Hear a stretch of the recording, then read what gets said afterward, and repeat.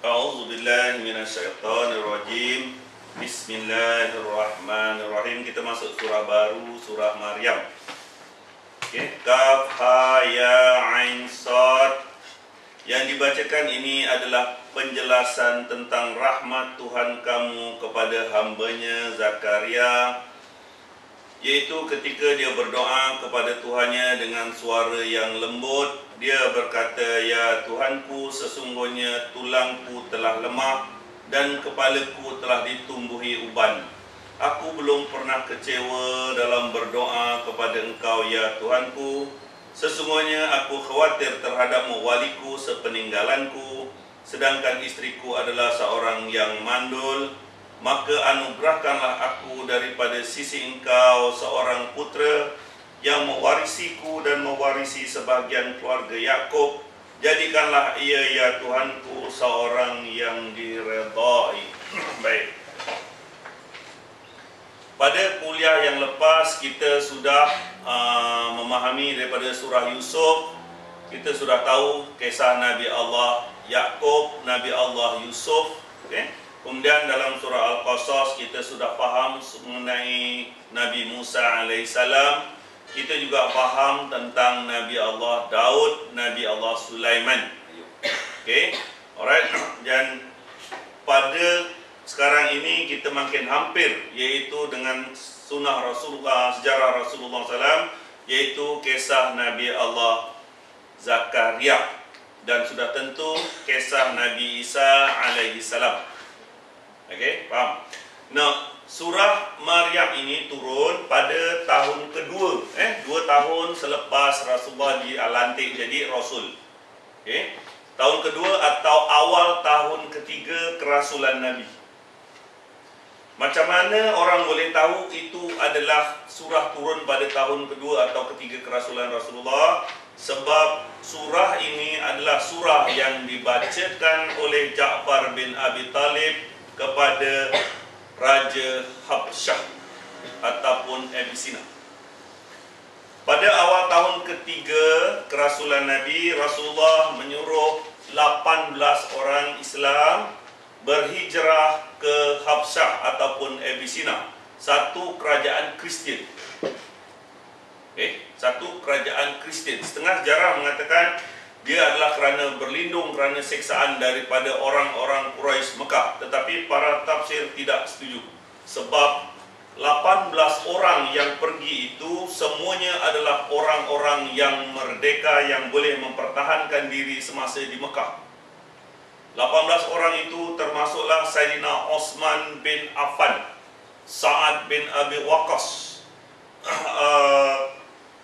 Ja'far bin Abi Talib, Abdullah bin Ubaidillah, jadi anak Abu Sufyan sendiri, iaitu Ummu Habibah. Ada 3 perempuan dan 15 lelaki yang pergi. Jadi tujuan Rasulullah SAW menyuruh orang Islam berhijrah ke Abyssinia ataupun ke Habsyah ini, ke Raja Kristian ini, bukan untuk berlindung, tetapi untuk memberitahu kepada kerajaan Kristian bahawa Nabi akhir zaman yang bernama Ahmad yang ada di dalam kitab mereka itu telah turun. Itu tujuan utama. Sebab memang dalam kitab Bible, dalam kitab Injil dan kitab Taurat ada tersebut akan ada Nabi akhir zaman yang bernama Ahmad.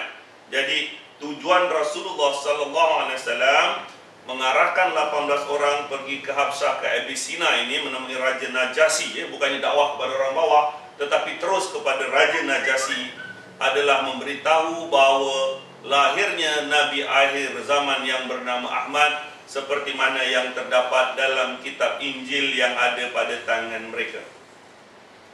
Untuk pengetahuan kamu, kitab Injil ini dirubah, ditulis semula beberapa puluh tahun kemudian, iaitu pada akhir tahun 600 Masihi, akhir tahun 600. Kitab Injil yang ada sudah tidak wujud lagi, tapi ditulis semula selepas Raja Heraklius di Rom. Jadi masa itu kitab Injil masih lagi dalam bentuk asal. Ada nama yang Rasul yang terakhir bernama Ahmad dalam kitab mereka.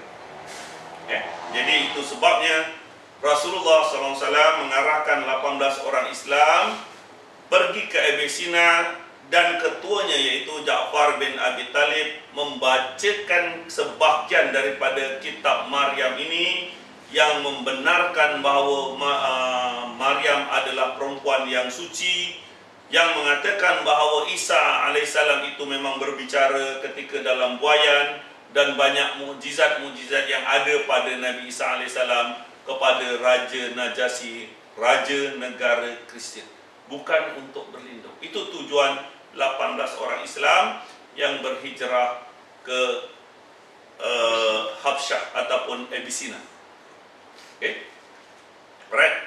Nanti kita baca surah Al-Imran, kisah yang Nabi Zakaria dan juga Nabi Yahya, tetapi tujuan yang berbeza. Nanti saya ulang balik. Okay. Jadi itu adalah kisah Nabi Allah Zakaria yang Allah rakamkan dalam surah Maryam dan juga Maryam itu sendiri. Faham? Nabi Allah Zakaria ini hidupnya lebih kurang 100 tahun sebelum tahun 1. 100 tahun sebelum tahun 1. Faham? Alright. Pada kuliah lepas, Nabi Allah Daud membawa Bani Israel membuat satu empire, kerajaan yang terbesar di Palestin pada tahun 1200 sebelum tahun 1.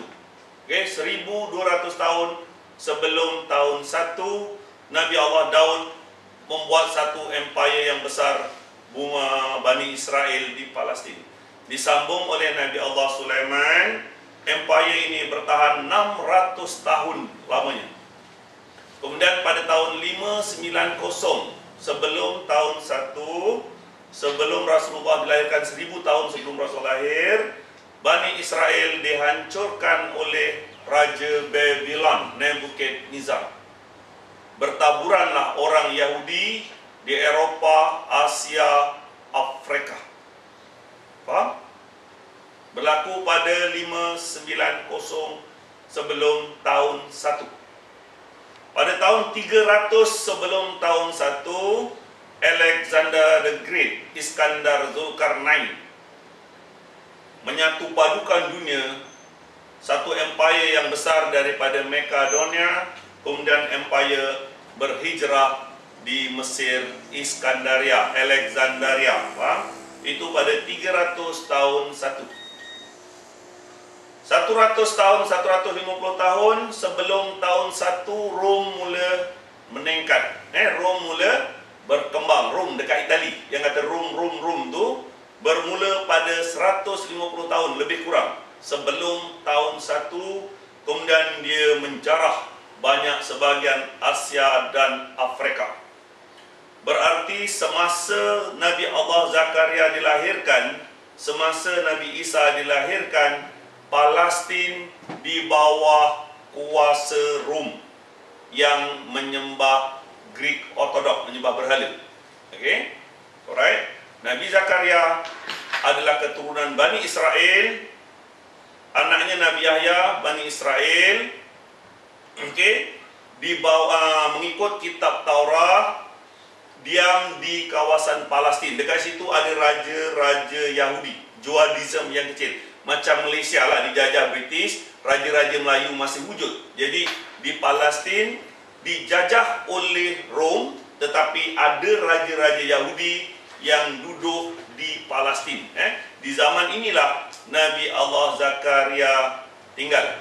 Dalam 50-60 tahun sebelum tahun 1, puncak gemilang Rom iaitu Julius Caesar mengalahkan Jenderal Ptolemy Mesir, raja terakhir bagi Alexandria. Kemudian Julius Caesar berkahwin dengan Cleopatra.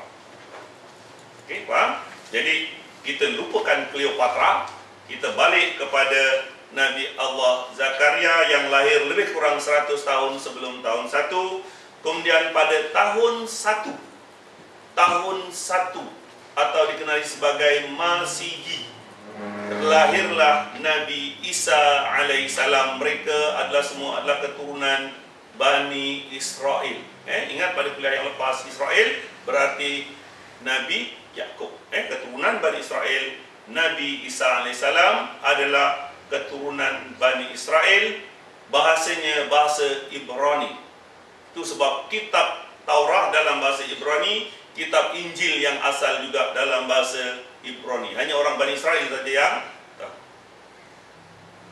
Nabi Isa dilahirkan pada tahun 1 atau dikenali sebagai 1 Masihi. Hari ini awak kata 2014 Masihi. Masihi daripada perkataan Ibrani yang bermaksud Mesiyah. Dalam bahasa Inggris dipanggil messenger. Dalam bahasa Arab dipanggil Rasul. Tahun kerasulan. Mesiyah, messenger.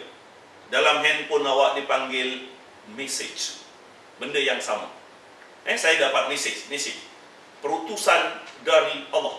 Faham? 1 Masihi yang awak masih itu adalah tarikh kelahiran Isa alaihissalam.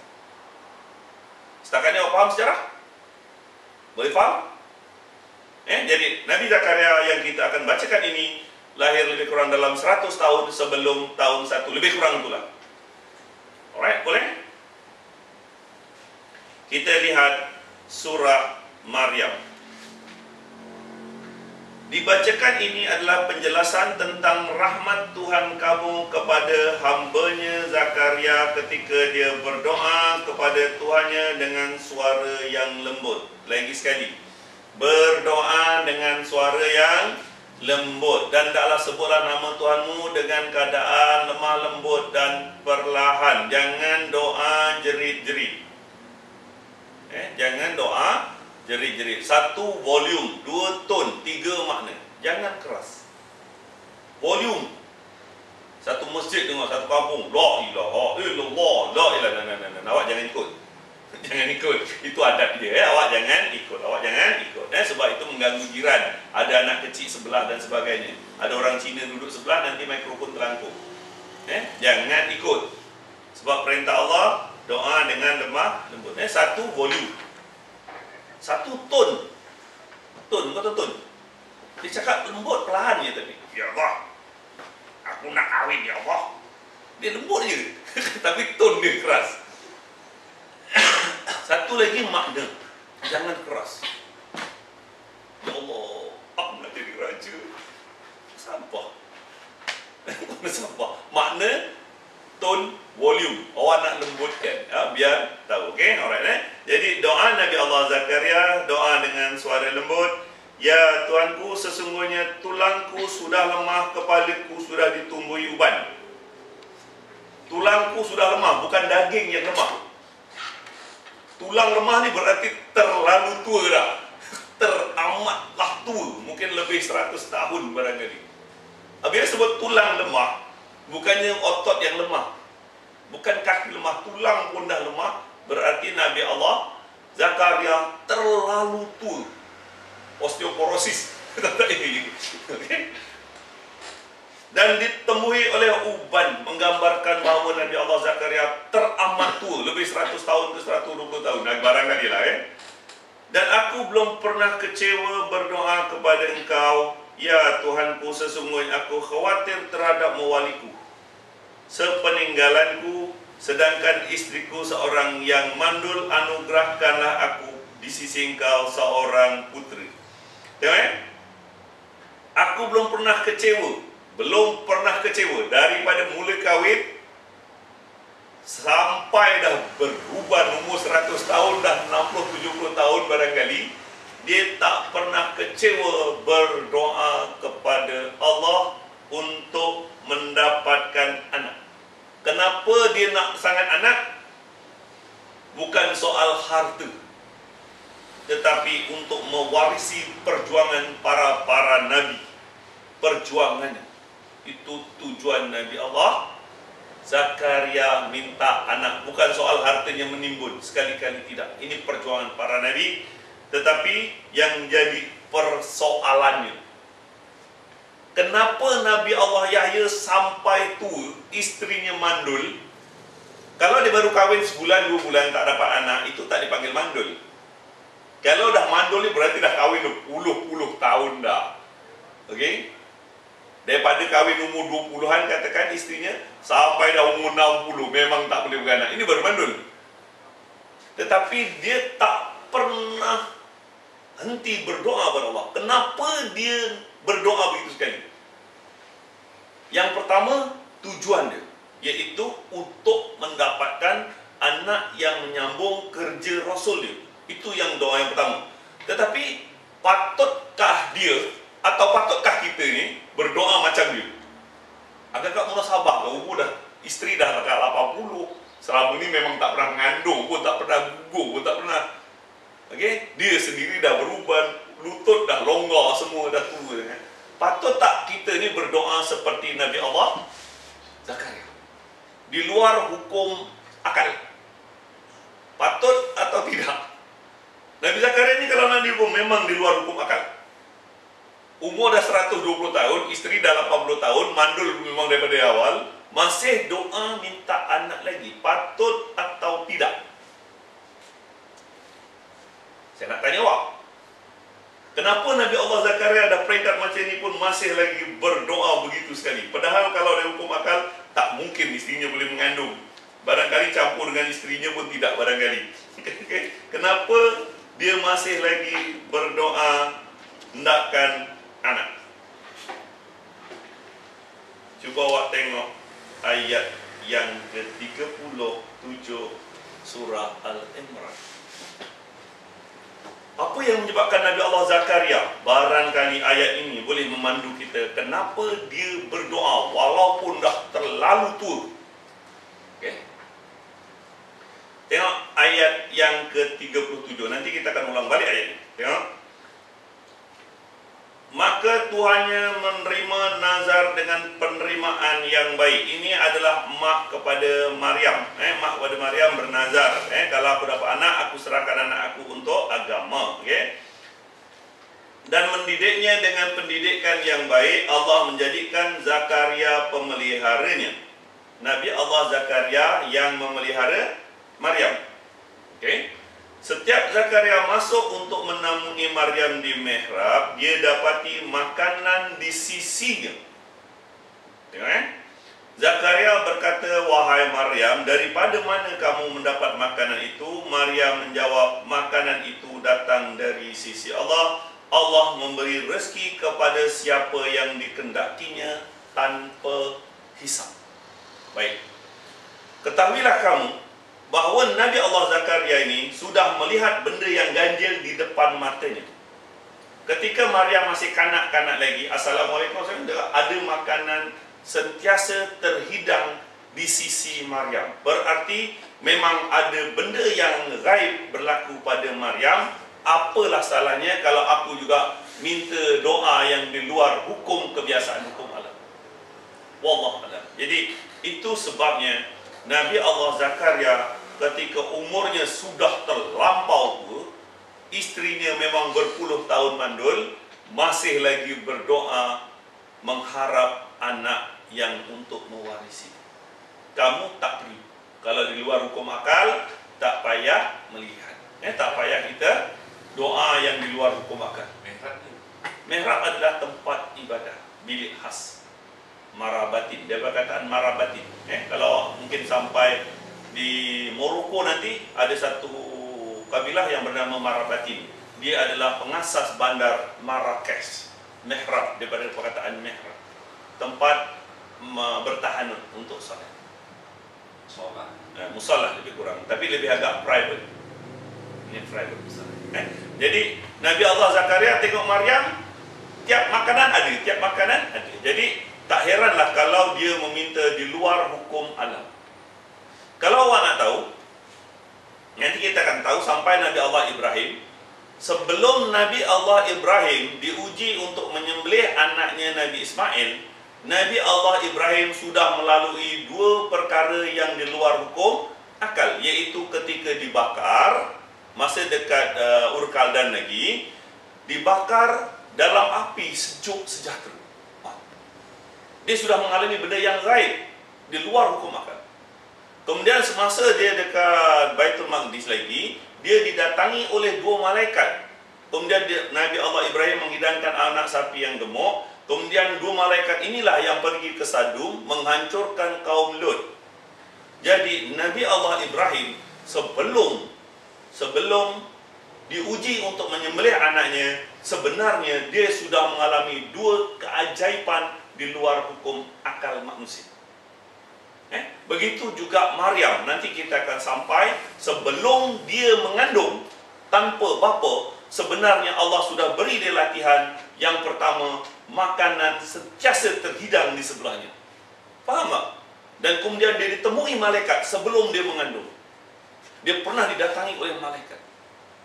Nanti kita akan baca. Jadi para nabi ini memang di luar hukum akal, tetapi kita tak perlulah mengikut doa Nabi Allah. Zakaria dah tua bangka dah, tulang pun dah lembut, dah lunyai sana sini, minta anak lagi. Tak perlu ini sebab para nabi. Wallahu alam, Allah lebih mengetahui. Tetapi nak beri gambaran dekat sini betapa kekuasaan Allah itu meliputi segala sesuatu dan semuanya boleh berlaku atas kehendak Allah.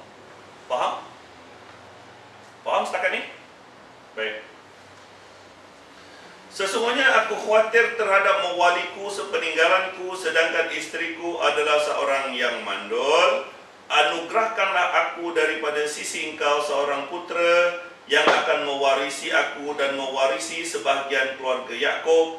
Jadikanlah ia ya Tuhanku seorang yang diredai. Jangan minta anak handsome, anak berjaya. Jangan lupa. Nabi Allah Zakaria, dia tidak minta yang lain, anak yang pandai, yang jaga orang tua, yang apa benda. Cukup sebagai mendapat keredaan Allah. Itu sudah cukup. Kalau Allah redha, yang lain baiklah. Jangan minta yang bukan-bukan. Ini anak aku besok lahir, boleh jaga empire perniagaan aku. Anak aku lahir, besok menjadi jaga tua. No. Jadi dia dapat keredaan Allah, meliputi segala yang terbaik pada pandangan Allah. Faham? Wahai Zakaria, sesungguhnya kami memberi kabar gembira kepada kamu akan beroleh seorang anak yang bernama Yahya, yang sebelumnya kami belum pernah ciptakan orang yang serupa dengannya. Kami lahirkan, sampaikan kepada kamu berita gembira, seorang anak yang bernama Yahya belum pernah kami cipta sebelumnya. Berarti belum ada manusia yang bernama Yahya sebelumnya. Berarti Nabi Allah Zakaria ketika umur 120 tahun lebih kurang, dia mendapat anak yang bernama Yahya. Zakaria berkata, wahai Tuhanku, bagaimana aku dapat anak padahal istriku adalah orang yang mandul dan aku sendiri sudah mencapai umur yang sangat tua. Kalau sebut sangat tua berarti terlalu tua. Nabi Allah Zakaria. Allah berfirman, demikianlah Allah berfirman, hal itu adalah mudah bagiku dan sesungguhnya telah aku ciptakan kamu sebelum itu, padahal kamu pada waktu itu belum ada sama sekali. Apalah susahnya? Sebab kamu juga dulu tak ada. Zakaria berkata, ya Tuhanku, berilah aku satu tanda. Tuhan berfirman, tanda bagi kamu bahawa kamu tidak dapat bercakap-cakap dengan manusia selama 3 malam padahal kamu sehat. Maka dia keluar daripada mihrabnya menuju ke kaumnya. Lalu dia memberi isyarat kepada mereka, hendaklah kamu bertasbih pada waktu pagi dan petang. Ayat ni straightforward. Dia minta tanda, Allah bagi dia tanda bisu selama 3 hari 3 malam. Itu je. Alright? Ada apa nak faham setakat ini? Alright. Okey, tengok. Kalau ikut sejarah, Nabi Allah Yahya ini lebih tua daripada Nabi Isa. Ikut dalam sejarah Nabi Allah Yahya, dia lebih tua daripada Nabi Isa sebab Nabi Allah Yahya inilah dalam kepercayaan orang Kristian yang memandikan Nabi Isa di Sungai Jordan. Jadi daripada peristiwa Nabi Yahya memandikan Isa ni, dalam Bible dia panggil John, Yahya ni dia panggil John. Dia memandikan Nabi Isa AS. Sempena itulah orang Kristian memandikan anaknya, iaitu dibaptiskan. Baptism. Tahu? Untuk menghilangkan dosa, ada baby bawa kat gereja dimandikan, itulah dengan cerita. Sempena Nabi Allah Yahya mandikan Nabi Isa AS di Sungai Jordan. Jadi Maryam ni di Palestin ataupun di Rom? Di Palestin. Bukan di Rom. Semua di bumi Palestin, Bethlehem. Okey, Zakaria pun di Baitul Maqdis, Maryam juga dekat situ, Isa semua lahir di situ. Okey, dalam dipanggil Raja Dualism, satu kelompok raja-raja kecil di Palestin. Faham? Setakat ni faham? Okey, kita tengok ayat yang ke-12. Wahai Yahya, ambillah kitab itu dengan sungguh-sungguh dan kami berikan hikmah baginya semasa kanak-kanak. Wahai Yahya, ambillah kitab itu. Berarti kitab Taurat. Kitab Taurat. Sebab Nabi Yahya ini anak kepada Nabi Zakaria, semuanya keturunan Bani Israel. Kitab yang ada pada masa itu adalah kitab Taurat. Nabi Isa datang melengkapkan kitab Taurat, bukan kitab baru. Kitab Injil bukan kitab baru. Kitab Injil adalah kitab Taurat dengan dilengkapkan dibawa oleh Nabi Allah Isa. Itu sebab kalau awak tengok Bible, dia ada Old Testament, dia ada New Testament. Okay? Old Testament dan New Testament. Berarti sedang ceritalah, Old Testament adalah kandungan kitab Taurat, New Testament adalah yang dibawa oleh Isa. Jadi lengkaplah kitab Injil sebab dia melengkapkan kitab Taurat. Jadi apa yang Nabi Yahya diperintahkan oleh Allah, peganglah, ambillah kitab Taurat itu dengan sungguh-sungguh. Kami berikan kepadanya hikmah semasa kanak-kanak lagi. Semasa Nabi Allah Yahya ini masa kecil lagi, dia sudah faham segala kandungan kitab Taurat. Ingat, pada kuliah yang akan datang, Nabi Isa semasa dalam buayan sudah pandai berbicara. Okey, alright. Tetapi Nabi Yahya sudah hafal, semua faham tentang kitab Taurat ketika dia masa kanak-kanak, dan rasa belas kasihan yang mendalam kepada ibu bapanya dan di sisi kami, dan kesucian dari dosa. Apabila dia faham daripada kecil, maka dia terhindar dari dosa. Allah yang hindarkan dia daripada dosa. Begitu hebat Nabi Allah Yahya AS, kerana semasa kanak-kanak lagi sudah faham segala kandungan kitab Taurat. Okay? Banyak berbakti kepada kedua orang tuanya, dan bukanlah dia seorang yang sombong lagi derhaka. Bukanlah sombong lagi derhaka. Kesejahteraan atas dirinya pada hari ia dilahirkan, pada hari dia meninggal, dan hari dia dibangkitkan semula. Kesejahteraan atas diri Nabi Yahya semasa dilahirkan, semasa dia wafat, semasa dibangkitkan semula. Kita lihat semasa Nabi Allah Yahya wafat. Tengok, Nabi Allah Zakaria, bapaknya yang dah tua tadi, akhirnya mati dibunuh oleh bangsanya sendiri, orang-orang Israel. Bangsanya sendiri membunuh Nabi Zakaria yang dah terlalu tua. Macam-macam cerita. Ada yang katakan dia sembunyi kat pokok, janggutnya terkeluar. Setan kata tu dipotong batang pokok, potong putus kepala Nabi Allah Zakaria. Itu cerita dia. Yang penting, dia adalah bermaksud dalam Al-Quran yang nanti kita sampai surah Al-Baqarah baik. Kenapa orang Bani Israel kalau betul-betul beriman, kenapa kamu setiap kali Rasul kamu dustakan dan sebahagiannya kamu bunuh? Jadi Nabi Zakaria yang terlalu tua tu dibunuh oleh bangsanya sendiri Bani Israel, dan Nabi Yahya alaihissalam juga mati dibunuh, dipancung oleh Rhodes King, Raja Rhodes King. Dia raja Yahudi, dia nak kahwin dengan anak tirinya. Ini dalam sejarah, ini cerita je. Allah lebih mengetahui. Dia nak berkahwin pada anak tirinya, Nabi Yahya kata tak boleh, lalu dipenjarakan. Kemudian perempuan itu berkata, kalau benar kau nak kahwin aku, letakkan kepala Nabi Yahya atas dulang emas sebagai hantaran. Maka dipotong kepala Nabi Yahya, diletak sebagai hantaran. Itu cerita. Yang pasti Nabi Allah Yahya mati dengan keadaan mempertahankan agama. Mulia semasa sejahtera atas dia, semasa dia lahir, semasa dia wafat, dan akan dibangkitkan semula. Ini kisah Nabi Allah Yahya. Kalau awak tengok dekat Laut Mediterranean, dekat tengah itu ada satu pulau, nama dia Rhode Island. Rhode Island. Itu mungkin pusat pentadbiran Rhode King yang membunuh Nabi Yahya alaihissalam. Cuba tengok dekat Mediterranean ada Rhode Island, itu Rhode King. Dan tapi sejarah mengatakan kubur Nabi Rhodes King ni ada di Jordan. Setengah-setengah ada orang Yahudi datang kat situ melihat kubur Rhodes King yang terlibat dalam membunuh Nabi Allah Zakaria. Faham? Cerita orang yang sesat saja, cerita orang yang sesat saja.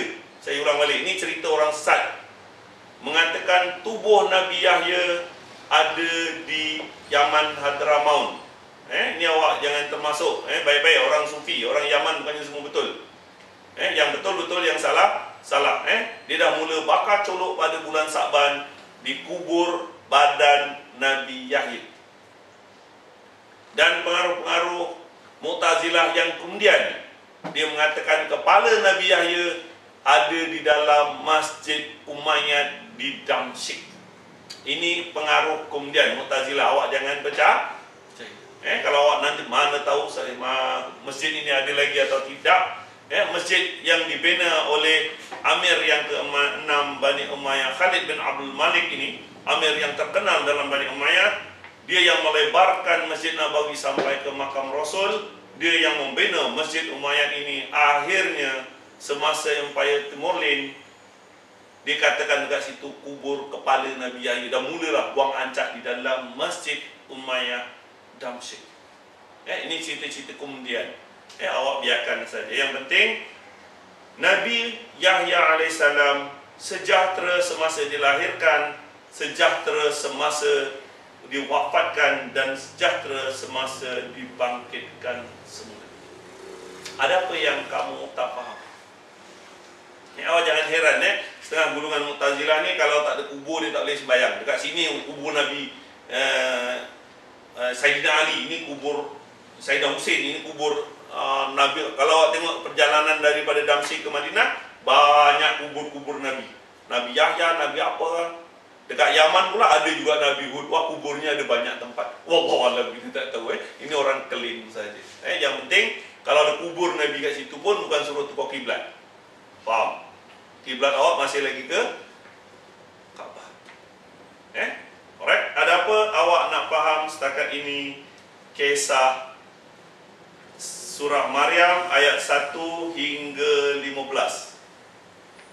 Ada apa yang awak tak faham kisah Nabi Zakaria? Ada apa tak faham setakat ini? Jelas? Cuba awak tengok surah Al-Imran ayat 33. Kisah yang serupa, aslub yang berbeza.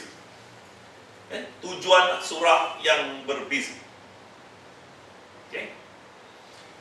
Sesungguhnya Allah memilih Adam, Nuh, keluarga Ibrahim, keluarga Imran melebihi segala umat pada waktu mereka.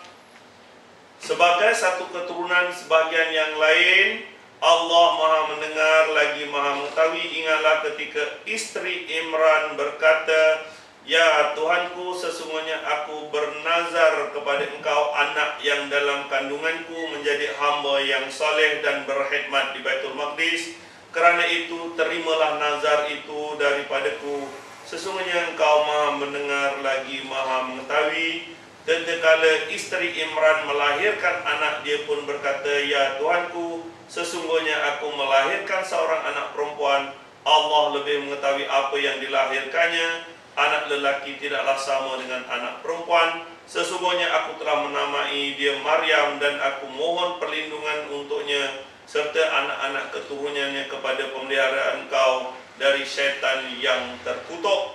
Maka Tuhannya menerima nazar dengan penerimaan nazar yang baik, mendidiknya dengan didikan yang baik. Allah menjadikan Zakaria memeliharanya. Setiap kali Zakaria menemui Maryam di mihrab, dia dapati makanan di sisinya. Zakaria berkata, wahai Maryam, dari mana kamu memperoleh makanan? Maryam menjawab, makanan itu datang dari sisi Allah. Sesungguhnya Allah memberi rezeki kepada siapa yang dikehendakinya tanpa hisab. Kisah yang hampir serupa, tetapi tujuan yang berbeza. Faham? Nah, surah Maryam turun semasa Rasulullah ada di Mekah. Allah nak memberitahu pada Rasul tentang kisah Maryam ini semasa Rasulullah belum tahu apa-apa lagi. Jadi Rasulullah kisah tahu Nabi Isa, kisah Maryam, Nabi Zakaria ini semasa Nabi ada di Mekah, 2 tahun selepas kerasulan. Itu sebabnya Rasulullah mengarahkan sahabatnya pergi ke negara Habsyah Abyssinia untuk berdakwah kepada orang-orang Kristian. Tetapi surah Al-Imran ini turun pada tahun pertengahan tahun kedua Hijrah, selepas Rasulullah berhijrah ke Madinah. Berbeza. Surah Al-Imran ini turun sebahagian besar ketika Rasulullah sedang berdakwah dengan orang Yahudi. Dekat Madinah tu ada orang Yahudi. Rasulullah dah tahu kisah Nabi Musa, Nabi Isa, Nabi sebelumnya semasa dekat Makkah lagi. Jadi Rasulullah berdakwah kepada orang Yahudi. Dia tahu, Rasulullah tahu Nabi Sulaiman, Nabi Daud, sebab banyak surah yang turun semasa di Makkah. Nabi Yusuf, dia dah tahu dah. Semasa Rasulullah berdakwah dengan Yahudi dengan hebat ini, tiba-tiba ada 60 ataupun 70 orang Kristian datang dari Rom untuk berbincang. Maka bertemulah 3 agama. Faham? Bertemulah 3 agama di Madinah. Orang Yahudi, orang Kristian, dan Rasulullah SAW sendiri. Berlaku pada tahun kedua selepas hijrah. Jadi ayat ini turun untuk membenarkan apa yang sebenarnya kisah Nabi Allah Zakaria, Maryam dan Isa alaihissalam.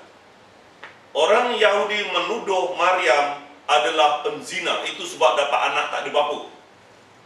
Orang Kristian mengatakan bahawa Maryam adalah perempuan suci, Isa adalah anak Tuhan. Maka turunlah surah Al-Imran ini menjelaskan apa yang sebenarnya.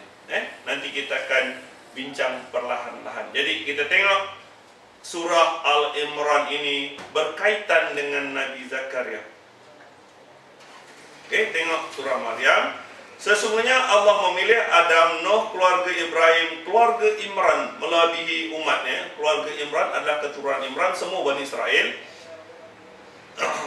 Sebagai satu keturunan daripada sebagian yang lain, Allah mendengar lagi Maha mengetahui. Ingatlah ketika isteri Imran, ini nenek kepada Nabi Isa. Wahai Tuhanku, sesungguhnya aku bernazar kepada engkau anak yang dalam kandunganku menjadi anak yang soleh, berkhidmat di Baitul Maqdis. Ini nazar. Kalau nak bernazar, biar dalam perkara yang baik. Jangan bernazar benda yang lara. Apatah lagi nazar benda yang haram. Kalau aku dapat anak lelaki, aku nak botak kepala. Itu bukan nazar. Jangan main-main dengan Tuhan. Kalau nak nazar, biar ada kepentingan agama. Kalau aku dapat anak lelaki, aku nak puasa 2 bulan berturut-turut. Ya. Ni kalau aku dapat kahwin, aku nak cukur botak. Faedah. Jangan buat main-main dengan hal Tuhan. Faham? Ada seorang sahabat tu dekat Yaman. Dia orang kat Yaman ni, dia kahwin, dia tak kenal isterinya. Dia jumpa lihat muka isteri. Sebelum nikah, buka tudung dekat bilik bersama dengan mak adik-beradik perempuan tu. Itu je. Kalau setuju, setuju. Sebelum nikah tu. Abah Allah ni bernazar, kalau isteri aku cantik, aku akan berpuasa 2 bulan berturut-turut. Okey. Jangan awak nazar benda yang kecil-kecil. Nak botak lah, nak cukur misai separuh lah. Benda-benda tu lah. Jangan main-main dalam hal agama. Jangan main-main dalam hal agama. Jadi isteri Imran ini bernazar, kalau ada anak laki, dia akan serahkan ke Baitul Maqdis. Berarti untuk agama. Maka tatkala isteri Islam melahirkan anak, dia pun berkata, ya Tuhanku, sesungguhnya aku melahirkan anak perempuan. Yang diharapkan anak laki untuk agama. tiba-tiba dapat anak perempuan. Allah sudah tentu mengetahui. Anak laki tak sama anak perempuan, Allah sudah tentu mengetahui, ya. Sesungguhnya aku namakan dia Maryam. Yang ini istri Imran, namakan anaknya Maryam, Aku mohon perlindungan untuknya, anak-anak keturunannya dengan peliharaan kau daripada syaitan yang terkutuk. Tuhannya menerima sebagai nazar penerimaan yang baik. Nazar yang baik Allah terima, mendidiknya dengan didikan yang baik. Allah menjadikan Zakaria yang memeliharanya. Maryam dijaga oleh Nabi Zakaria. Mak Isa AS dipelihara oleh Nabi Zakaria. Setiap Zakaria masuk menemui Maryam di mihrab. Mungkin kalau awak dekat Nabawi, awak jumpa mihrab. Tahu mihrab? Tempat imam solat. Itu mihrab yang ada, mihrab Sayyidina Osman. Tempat, Setiap Zakaria masuk menemui Maryam di mihrab, dia dapati makanan di sisinya. Zakaria berkata, "Hai Maryam, daripada mana engkau peroleh makanan?" Maryam menjawab, "Makanan datang daripada sisi Allah. Sesungguhnya Allah memberi rezeki kepada siapa yang dikehendakinya tanpa hisab." Ini benda yang di luar hukum akal manusia. Makanan sentiasa terhidang. Jangan awak ikut aku sembahyang aja, nanti makanan datang dari langit. Jangan ikut, Di sanalah Zakaria berdoa kepada Tuhannya seraya berkata, "Ya Tuhanku, berilah aku daripada sisi engkau seorang anak yang baik. Sesungguhnya engkau mendengar doa." Kemudian Jibril memanggil Zakaria sedang dia berdiri melakukan solat di mihrabnya, berkata, "Sesungguhnya Allah menggembirakan kamu kelahiran seorang putra yang bernama Yahya, membenarkan kalimat yang datang daripada Allah, menjadi ikutan menahan diri, dan seorang nabi termasuk keturunan orang-orang yang saleh." Ketika Nabi Allah Zakaria sembahyang, Jibril datang menyampaikan wahyu akan kelahiran anaknya. Begitu juga semasa Rasulullah SAW bersembahyang waktu asar di Madinah, ketika Nabi salat, turun wahyu Allah mengarahkan bertukar kiblat daripada Masjidil Aqsa pusing 180 degree menghadap ke Mekah. Itu sebabnya dalam sejarah Rasulullah berpusing, makmum pun ikut berpusing, bukannya sikit, tetapi 180, hampir 180 derajat daripada Masjidil Aqsa di utara kepada Mekah di selatan. Jadi semasa Rasulullah salat juga ada wahyu Allah turun, semasa Nabi Zakaria juga turun wahyu mengenai kelahiran Nabi Yahya. Zakaria berkata, "Ya Tuanku, bagaimana aku bisa mendapat anak sedangkan aku sangat tua, istriku seorang mandul?" Berfirman Allah, "Demikianlah kami berbuat apa yang dikehendaki." Berkata Zakaria, "Berilah aku tanda bahawa istriku mengandung." Allah berfirman, "Tandanya kamu tidak berkata-kata dengan manusia selama 3 hari, kecuali dengan isyarat. Sebutlah nama Tuhanmu banyak-banyak, bertasbihlah pada waktu pagi dan petang." Tengok ayat 42. "Dan ingatlah ketika malaikat berkata, 'Wahai Maryam, sesungguhnya Allah memilih kamu, mensucikan kamu, bertasbih, melebihkan kamu dari segala wanita di dunia.' Ingatlah ketika Jibril berkata, 'Wahai Maryam, sesungguhnya Allah memilih kamu, mensucikan kamu, melebihkan kamu daripada wanita di dunia.'" Sebelum Maryam mengandung, dia sudah ditemui oleh Jibril. Tadi dia mendapat makanan secara percuma tiba-tiba, sekarang lagi kejadian yang kedua yang gaib. Sebenarnya sebelum Maryam mengandung tanpa bapa, dia sudah mengalami 2 keadaan di luar hukum akal manusia. Faham? Persediaan untuk mengandung dia sudah ada sebenarnya. "Wahai Maryam, taatlah kepada Tuhanmu, sujud dan rukuk bersama orang-orang yang rukuk. Yang demikian itu adalah sebagian berita gaib yang kami wahyukan kepada kamu." Semuanya itu Allah wahyukan kepada Nabi Muhammad, padahal kamu tidak hadir berserta mereka ketika mereka melemparkan anak-anak panah untuk mengundi siapakah di antara mereka yang memelihara Maryam, dan kamu tidak hadir di sisi mereka ketika mereka bertengkar. Mereka berebut-rebut nak menjaga Maryam semasa kecil, terpaksa main undi. Maka undi itu kena Nabi Zakaria AS. Alright, kita akan sambung kuliah pada 2 minggu akan datang, sebab minggu depan kita cuti ke Langkawi. InsyaAllah 2 minggu akan datang sambung kuliah. Wabillahi taufiq wal hidayah. Wassalamualaikum warahmatullahi wabarakatuh.